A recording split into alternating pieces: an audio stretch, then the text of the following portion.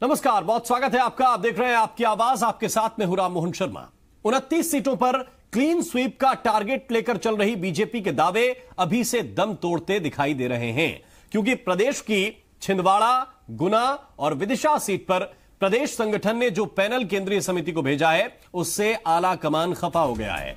सूत्रों की माने तो प्रदेश नेतृत्व ने जो नामों का सजेशन दिया है वो दमदार नहीं दिखाई दे रहा। यानी कि जिन सीटों पर अमित शाह समेत पूरा संगठन जीत का दावा कर रहे थे, अब बीजेपी को उन सीटों पर मजबूत दावेदार नहीं मिल रहे हैं। वहीं भोपाल, इंदौर, ग्वालियर, धार, खजुराहो, बालाघाट और खरगोन में भी पार्टी को मजबूत चेहरों की तलाश है। कांग्रेस ने भोपाल से दिग्विजय सिंह को अपना प्रत्याशी बनाकर बीजेपी के सामने एक बड़ी चुनौती पेश कर दी है। बीजेपी की उलझन यह है कि अगर वो भोपाल से किसी बड़े चेहरे को लड़ाती है तो उससे दिग्विजय सिंह को सीरियस लेने का एक मैसेज चला जाएगा, और अगर कोई हल्का चेहरा उतारा जाता है और उसकी हार हो जाती है तो बीजेपी का एक मजबूत किला ढह भी सकता है। आरएसएस के सरकार्यवाह भैयाजी जोशी ने बीजेपी को भोपाल सीट पर गंभीर होने की सलाह दी है।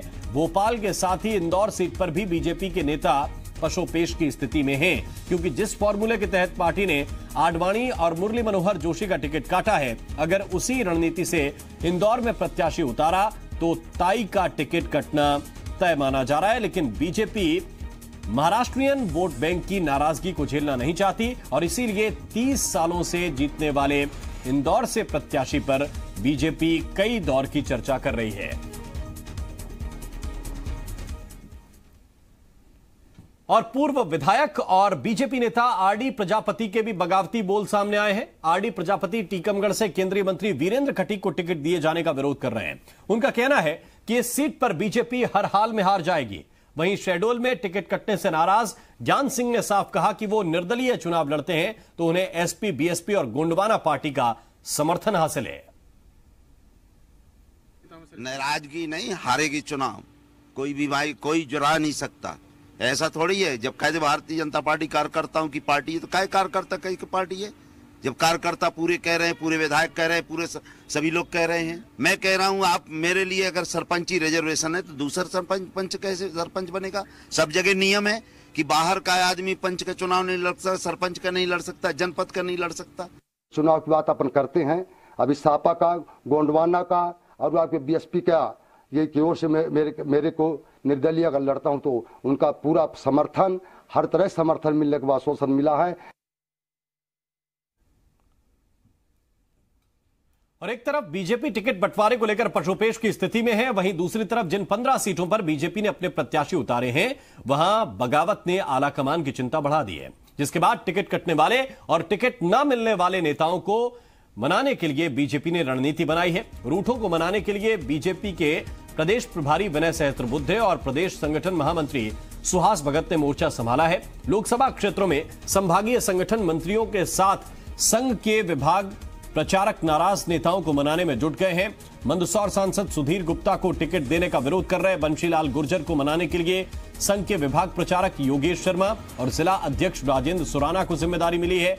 वहीं ज्ञान सिंह को मनाने की जिम्मेदारी पार्टी ने पूर्व मंत्री राजेंद्र शुक्ल को दी है। सीधी लोकसभा सीट पर नाराज कार्यकर्ताओं को मनाने का जिम्मा राज्यसभा सांसद अजय प्रताप सिंह संभाल रहे हैं। भिंड लोकसभा सीट से संध्या राय को प्रत्याशी बनाए जाने से नाराज चल रहे भागीरथ प्रसाद, अशोक अर्गल, घनश्याम पिरोनिया को मनाने की जिम्मेदारी पूर्व मंत्री नरोत्तम मिश्रा, वेद प्रकाश शर्मा और संभागीय संगठन मंत्री को दे दी गई है।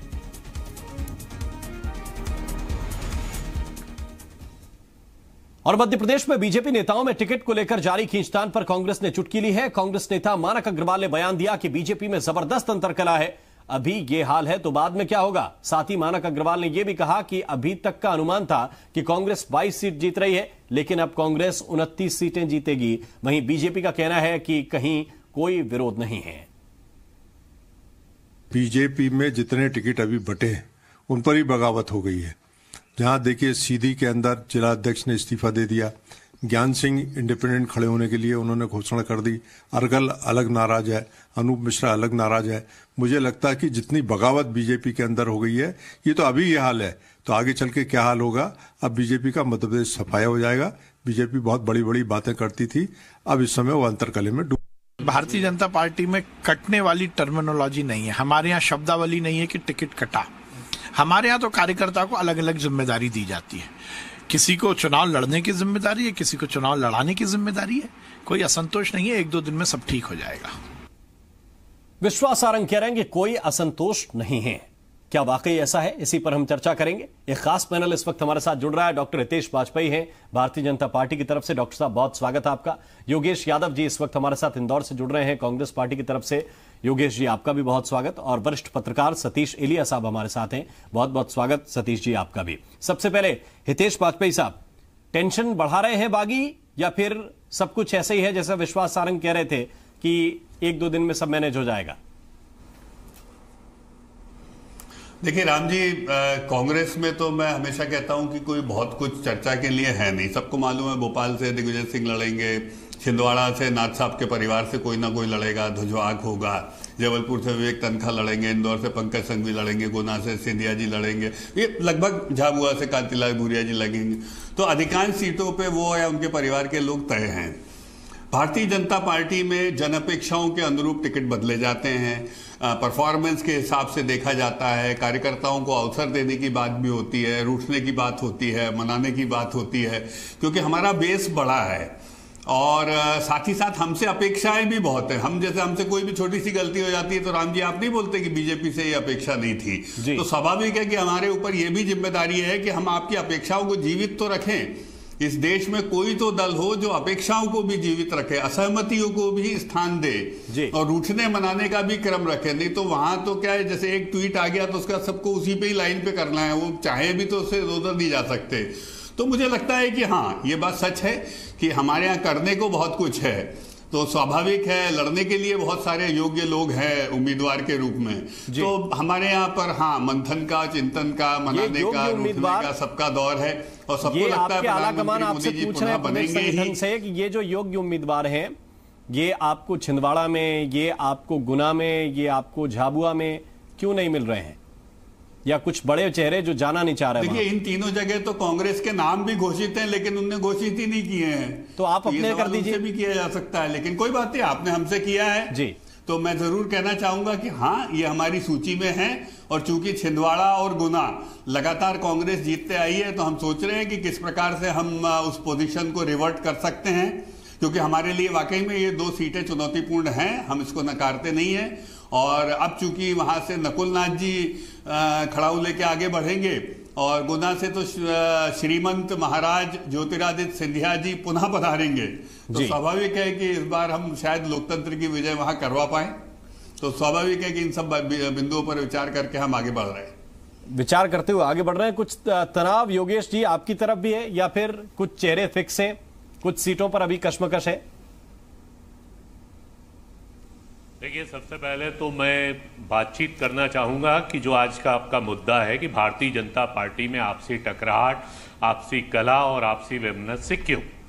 प्रश्न इस बात का उठता है कि भारतीय संस्कृति में एक मान्यता होती है कि व्यक्ति को वानप्रस्थ किया जाता है या उसको वृद्धाश्रम में भेजा जब जाता है कि जो वो निष्क्रिय निष्काम हो जाए। भारतीय जनता पार्टी ने तो भारतीय संस्कृति की इस परंपरा को भी उलट दिया है। भारतीय जनता पार्टी ने वृद्धाश्रम में और वानप्रस्थ में उन नेताओं को पहुंचाया है कि जो बेचारे मचल रहे हैं और जो कह रहे हैं कि मैं लड़ सकता हूं। आप बताइए, बाबूलाल गौर का भोपाल में क्या हश्र किया जा रहा है। इंदौर से सुमित्रा महाजन ताई, जो इनकी स्तंभ के रूप में नेता मानी जाती थी, आज उसका क्या हश्र हो रहा है, उनके साथ क्या बदसलूकी की जा रही है भारतीय जनता पार्टी में, ये संपूर्ण इंदौर देख रहा है। लाल कृष्ण आडवाणी जी के साथ जो बदसलूकी हुई है, मुझे लगता है कि यदि देश के अंदर सबसे दुर्भाग्यशाली व्यक्ति है इस देश का, तो उसका नाम है श्री लाल कृष्ण आडवाणी जी। यही योगेश यादव साहब, योगेश यादव साहब, आप अपनी पार्टी का स्टैंड थोड़ा सा क्लियर करते जाइए, फिर आप आगे आप अपनी बात रख सकते हैं। मेरा सिर्फ इतना सवाल है कि आप लोग शायद वही पार्टी है जो कहती है कि युवाओं को सबसे ज्यादा मौका हमने दिया विधानसभा चुनाव में और देना चाहिए, इसकी पैरोकारी हम लोग करते हैं। फिर साथ साथ आप बुजुर्गों की भी पैरोकारी करते हैं। देखिए, मैं डॉक्टर हितेश वाजपेयी के इसी बात का जवाब दे रहा हूं कि जब इनके वहां पेच चल रहे हैं, जब इनके वहां ज्ञान सिंह जी और आरडी प्रजापति आपस में लड़ रहे हैं, इनके वहां जब बयानबाजी हो रही है, जिस तरीके से आपस में वैमनस्यता सामने आ रही है, जूते पैजाम हो रहे हैं, कार्यकर्ताओं के कुर्ते फाड़े जा रहे हैं, आपस में फाइटिंग चल रही है, तो जब ये संस्कृति का हवाला देते हैं, जब परंपरा का हवाला देते हैं, जब ये सिस्टम का हवाला देते हैं, मैं ये पूछना चाहता हूं, आज कांग्रेस में सब व्यवस्थित हो रहा है, सब तरीके से हो रहा है, तो इनको हजम नहीं हो रहा है। ये कह रहे हैं कि हमने तय कर लिया। कांग्रेस में परिष्कृत तरीके से सिस्टमेटिक तरीके से कार्य हो रहा है। 40 तो सांसद हैं आपके, 200 सीटों पर तो केवल लड़ते हो आप।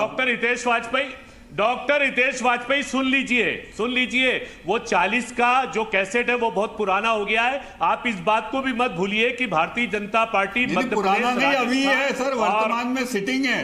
नहीं, कैसेट समाप्त, जिस दिन से चुनाव आचार संहिता लग गई उस दिन से ये कैसेट को आप भूल जाइए। और दूसरा कैसेट का तो जमाना गया, आपको सीडी और पेन ड्राइव आ गई है सर। अरे हितेश वाजपेयी जी, इसलिए कह रहा हूं कि सीडी का उपयोग मत कीजिए, ये बहुत पुराना 2014 की सीडी अब नहीं चलेगी, पेन ड्राइव का जमाना है। अच्छा, आप 200 सीटों से ज्यादा सीटों पर लड़ते हैं क्या चुनाव? अब आप हमारी हितेश वाजपेयी जी, जिस पार्टी का पतन भारतीय जनता पार्टी का 3 स्टेट में हुआ है, जिस पार्टी का पतन पूरी देश में होने जा रहा है, 125 साल पुरानी आपकी पार्टी है, ब्लॉक लेवल तक चुनाव आप लड़ते आए हैं, अब ये 200 सीटों पर ही चुनाव क्यों लड़ते हैं देश में? अच्छा, आप एंकर की भूमिका ना निभाएं, मेरी बात को आप पूरी तरीके से हो जाने दीजिए। मैं भारतीय जनता पार्टी से एक प्रश्न करता हूं, क्या भारतीय जनता पार्टी संघ आधारित पार्टी रह गई है? क्या भारतीय जनता पार्टी केडर आधारित पार्टी? आज पार्टी व्यक्तिवादी हो गई है। शिवराज सिंह चौहान की आत्मा से पूछो कि उनके साथ क्या बीत रही है। भारतीय जनता पार्टी का युग तो फिर आप ये क्यों कहते हैं कि संघ के पास रिमोट कंट्रोल है? कर रहे हैं, एक का नाम है नरेंद्र मोदी और दूसरे का नाम है अमित, बस इसके अलावा आप कोई भी फिर आप ये क्यों कहते हैं? नागपुर से डर क्यों लगता है आपको? ठीक, आज सतीश एलिया साहब हमारे साथ हैं। इंदौर में सुमित्रा महाजन के साथ, इंदौर में सभी भारतीय जनता पार्टी के कार्यकर्ता लौट रहे हैं कि जिस तरीके से सुमित्रा महाजन जी का अपमान इंदौर में हुआ है, जिस तरीके से बाबूलाल गौर का भोपाल में अपमान किया गया, जिस तरीके से ग्वालियर में आपने उठाकर अपने नेताओं को भागीरथ प्रसाद जी का अपमान हुआ है, आज भारतीय जनता पार्टी सभा के कगार पर है। आज सतीश एलिया साहब, भारतीय जनता पार्टी शने अंतिम सांस ले रही है। सतीश एलिया साहब, ये स्थितियां क्या दिख रही हैं? बीजेपी मनाने में कामयाब हो जाएगी, या जो खुलकर बोलने की हिम्मत दिखा रहे हैं, अगर ज्ञान सिंह खुले तौर पर कह रहे हैं कि मैं एक तरह से टिकट बेचा गया है यहाँ का, मैं निर्दलीय लड़ने की तैयारी कर रहा हूं, एसपी का हमें समर्थन है, गोंडवाना का हमें समर्थन है, आरडी प्रजापति कह रहे हैं कि डंके की चोट पर हार रहे हैं वीरेंद्र खटीक, तो ये मनाने में कामयाब हो जाएंगे? दिन तो बहुत कम बचे हैं। देखिए, पार्टी कोशिश तो निश्चित रूप से करेगी, कांग्रेस हो या बीजेपी, बगावत हर दल में होती है चुनाव के वक्त, किसी में कम होती है, किसी में ज्यादा होती है। चूंकि मध्य प्रदेश में भारतीय जनता पार्टी की सत्ता चली गई है, तो सत्ता जाने के बाद जो नेता हैं वो उनमें कहीं ना कहीं एक किस्म का वो पार्टी का जो डर होता है या अनुशासन होता है वो कहीं ना कहीं कम हो रहा है। जैसे रामकृष्ण कुसमरिया ने भी विधानसभा चुनाव में बागी होकर चुनाव लड़ा था, वो नहीं जीत पाए और कांग्रेस में चले गए। तो वो ऐसा, जैसे ज्ञान सिंह जी अब कह रहे हैं, ज्ञान सिंह जी भारतीय जनता पार्टी ने उनको कई बार सांसद बनाया, और पिछली बार भी जब मंत्री थे इसके बाद फिर से उनको सांसद बनाया गया था। तो पार्टी ही बनाती है नेता को। लोगों को ये भ्रम नहीं होना चाहिए किसी भी व्यक्ति को कि वो पार्टी से बड़ा है। खासकर मध्य प्रदेश में तो शायद ही कोई नेता ऐसा हो जो निर्दलीय खड़ा होकर चुनाव जीत सकता हो, खासकर लोकसभा का चुनाव। जी, ये हो सकता है पार्टी उनको मनाने की कोशिश कर रही है और मना भी ले तो कर ही सकते हैं अपनी पार्टी को। नहीं, निश्चित रूप से लोकसभा का चुनाव ऐसा नहीं होता है। मुझे लगता है लोकसभा का चुनाव ऐसा नहीं होता है, उसका आकार इतना बड़ा होता है। विधानसभा चुनाव में निश्चित रूप से बागी असर डालते हैं। रामकृष्ण कुसमरिया का विधानसभा चुनाव में हमारे सामने उदाहरण है कि वो 2-3 सीटें पे तो सीधा सीधा दिखता है, कम से कम उन्होंने 10 सीटों पर असर डाला विधानसभा चुनाव में। लोकसभा चुनाव में उस तरह से असर डालने वाले नेता मुझे नहीं लगता है कि ज्ञान सिंह उतने बड़े नेता है या कोई भी इतना बड़ा नेता है कि वो लोकसभा की सीट में निर्दलीय खड़ा होकर जीत सकता है। मुझे नहीं लगता ऐसा। जब फाइट टफ हो तब भी नहीं? नहीं, बिल्कुल। आप उदाहरण देख लीजिए, जब तिवारी कांग्रेस बनी थी, अर्जुन सिंह जी चुनाव हार गए थे, तो कांग्रेस में रहते उसी सीट पर वो जीते थे सतना में, इसके बाद वो हार गए थे भारत विकास पार्टी। तो ये कई तरह की चीजें हैं। बगावत अल्टीमेटली जो बागी होते हैं वो फिर से उसी पार्टी में लौटते हैं। उमा भारती का उदाहरण हमारे सामने है, मुकेश नायक है, ढेर सारे उदाहरण है कि लोकसभा का चुनाव तो कम से कम बागी होकर मुझे नहीं लगता कोई जीत सकता है। विधानसभा भी कठिन होता है, लेकिन लोकसभा तो बहुत ही मुश्किल है। ठीक, मैं राम जी, मध्य प्रदेश की तासीर 1951 से लेके आज तक डॉक्टर हितेश वाजपेयी को बाइपोलर रही है। चाहे जनसंघ रहा हो, चाहे जनता पार्टी रही हो, चाहे भारतीय जनता पार्टी रही हो, हम यदि लगातार उठाकर देखें तो वो कांग्रेस वर्सेस यही होती लोकसभा में। और मैं पूरी तरह से सहमत हूं, जो सेफॉल जी के आंकड़े हैं वो यही कहते हैं कि bipolar nature of politics is there in Lok Sabha elections. Vidhan Sabha में जरूर ये स्थानीय फैक्टर्स और ये डाइल्यूशन काम करता है, क्योंकि सैंपल साइज छोटा होता है, इलेक्टोरेट छोटा होता है, और नगरीय निकाय में और ज्यादा होता है, क्योंकि वहां पर नेचुरली पार्षद स्तर के जो चुनाव होते हैं, मेयर, उसमें भी रिफ्लेक्शंस आते हैं। तो ये बात सच है। पर इस सब के बावजूद भी आप मान के चलिए, एक बार टिकट वितरण हो जाने दीजिए राम जी, कई बार इस तरीके से अपनी कुछ बातें रहती हैं, कार्यकर्ता कहता भी है, उसको अटेंशन भी मिलता है, बड़े नेता उनसे बात करते हैं इस बहाने, तो भी बातें सेटल हो जाती है। लेकिन हितेश वाजपेयी जी, जो आरोप कांग्रेस पार्टी लगा रही है कि आप अपने सीनियर लीडर्स को दरकिनार कर रहे हैं, जमीनी कार्यकर्ताओं की सुन नहीं रहे हैं, तो फिर चल किसकी रही है पार्टी में? देखिए, मुझे लगता है, देखिए, दो में से एक बात सच हो सकती है राम जी। या तो हम इन सब लोगों से बातचीत कर रहे हैं, आप खुद ही बता रहे हैं कि डॉक्टर विनय सहस्त्रबुद्धे बात कर रहे हैं, डॉक्टर अनिल जैन बात कर रहे हैं, स्वतंत्र देव सिंह बात कर रहे हैं, भैया जी जोशी जी का भी कल आप लोगों ने दिन भर चलाया, तो ये कहना तो अनुचित होगा कि कोई बात नहीं कर रहा है। आप खुद ही विजुअल्स और सारे आपके इनपुट्स चला रहे हैं, और वहीं दूसरी ओर ये सभी नेता भी इस बात को स्वीकार कर रहे हैं, हाँ बातचीत हो रही है। और कुछ लोगों का स्वभाव तो आपको पता ही है कि जैसे बाबूलाल गौर साहब हैं, तो बाबूलाल गौर साहब तो साहब हम लोगों की सबकी सीमा से बाहर हैं, युग पुरुष है, उन्होंने तो पार्टी को बनाया है साहब, तो वो अपने हिसाब से चलते रहते हैं, लेकिन हमारे दायरे में ही रहते हैं और पार्टी को ही मजबूत करते हैं। उनके बयानों को समझना बहुत कठिन काम है। और ज्ञान सिंह जी भी अच्छे वनवासी लीडर हैं वहां के, इसमें कोई दो मत नहीं है, उनके बेटे भी हैं, तो मुझे नहीं लगता कि वो पार्टी के दायरे से बाहर जाएंगे। हाँ, हो सकता है हिमाद्री जी के चुने जाने से समर्थकों को बचाने के लिए या डिक्लेयर हुआ नहीं इंदौर इस बात को लेकर आते हैं कई बार। डॉक्टर वाजपेयी सुमित्रा महाजन का नाम भी जोड़ रहे हैं। इंदौर में भी कोई दिक्कत नहीं है जी। हाँ, इंदौर में भी कोई ऐसी समस्या नहीं। आपको ध्यान होगा, मैं तो फर्स्ट ईयर में था जब सुमित्रा ताई जी पहली बार चुनाव लड़ने आई थी, तो वहां पर शुक्ला जी होते थे, बड़े भैया, वो वहां के सांसद हुआ करते थे। तो शुक्ला जी का जब अनुरोध किया गया कि अब आप नहीं लड़ेंगे, ताई लड़ेंगी, तो कई उनके समर्थकों ने बयान दिए कि साहब 30,000 लोग सड़क पर आ जाएंगे, इतने लोग, 3,000 लोग सड़क पे आ जाएंगे। उनके तब बड़ा जलवा हुआ करता था, और हमारे बहुत अच्छे कार्यकर्ता हैं, आज भी उनका बहुत अच्छा समर्थन है। पर हमने उसके बाद बड़े भैया ने कभी इस प्रकार की स्थिति को नहीं पैदा किया, तो वो भी सांसद रहे हैं वहां पर। तो ये परिस्थितियां ठीक है, समर्थकों के बीच आती है। ये भी कह रहे हैं कि यानी अभी कोई ऐसी दिक्कत हुई तो ताई भी ऐसी स्थिति उत्पन्न नहीं करेंगे, दिक्कत नहीं आती। सुमित्रा महाजन भी यानी आप कह रहे हैं कि ऐसी स्थिति उत्पन्न नहीं करेंगे, पार्टी को दिक्कत तो सवाल ही नहीं उठता। देखिए जी, देखिए, वो नेता हैं जिन्होंने अटल जी, आडवाणी जी और बलराज मधोक जी के साथ मिलकर इस पार्टी को खड़ा किया है साहब जी। अब आप उनकी पारिवारिक पृष्ठभूमि जब अच्छा सुनिए डॉक्टर हितेश वाजपेयी जी, अब भारतीय जनता पार्टी का सच सुन लीजिए आप। भारतीय जनता पार्टी का सच यह है कि जो मैंने फासिस्टवाद को पढ़ा है, जो मैंने हिटलर को पढ़ा है, तो हिटलर को, अरे आप सुनने की ताकत रखिए, आप बौखला क्यों जाते हैं? आप सुनिए, राहुल गांधी की किताब पढ़ के आ रहे हैं आप बड़ी बड़ी बातें कर रहे हैं। राहुल गांधी जी के फासिस्टवाद और हिटलरवाद में, हिटलर जब दूसरी बार निर्वाचित हुआ और जब दूसरी बार उसने आपको मालूम है हिटलर की नौकरी कौन करता था? कि मेरे आगे कुछ है ही नहीं। ऐसे के ऐसे मध्य प्रदेश में या देश में भारतीय जनता पार्टी के प्रमुख नेता को लगने लगा है हिटलर की तरह। सोनिया जी उसी परिवार से हैं। हितेश वाजपेयी, मैं हिटलर से तुलना कर रहा हूं। भारतीय जनता पार्टी का चरित्र प्रजातांत्रिक आप मुसोलिनी के जो सेनापति हैं और उस परिवार का डीएनए लेके राहुल गांधी घूम रहे हैं, पार्टी हो गई है जिस तरीके से।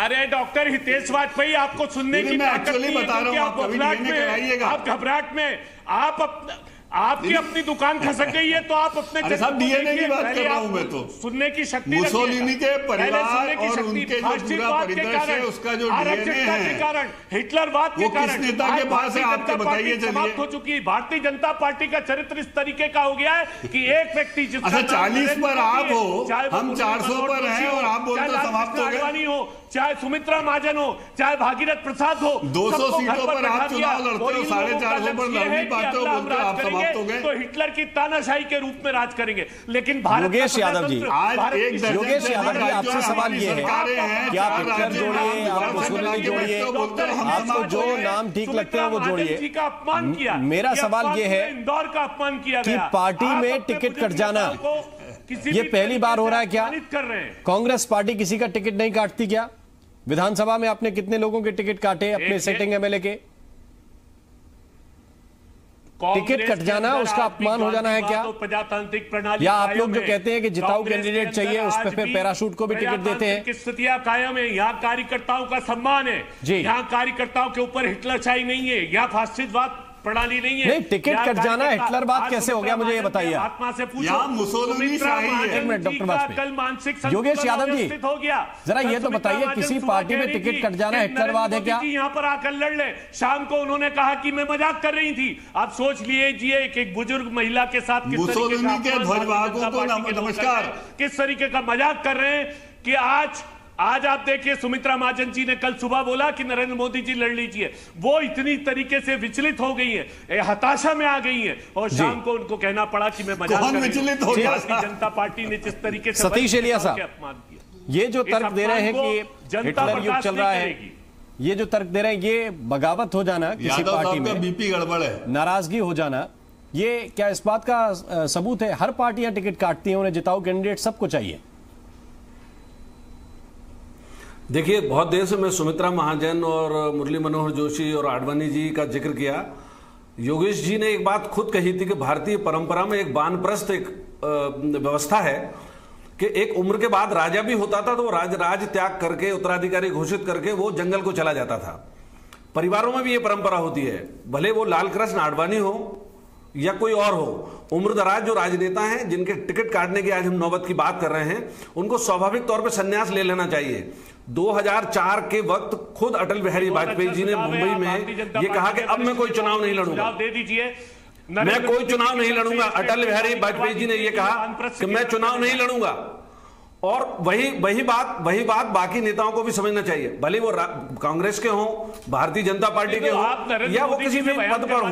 मैं तो ये कहता हूं कि कभी आपने 80 साल का कोई संपादक देखा है? 80 साल का कोई संपादक देखा? पार्टियां रख के चल रही हैं। ये टारगेट 29 में बागी कितना असर दिखाएंगे, ये अपने आप में सवाल है। बहुत धन्यवाद आप सभी मेहमानों का हमारे साथ चर्चा में शरीक होने के लिए। आपकी आवाज में वक्त एक छोटे से ब्रेक का।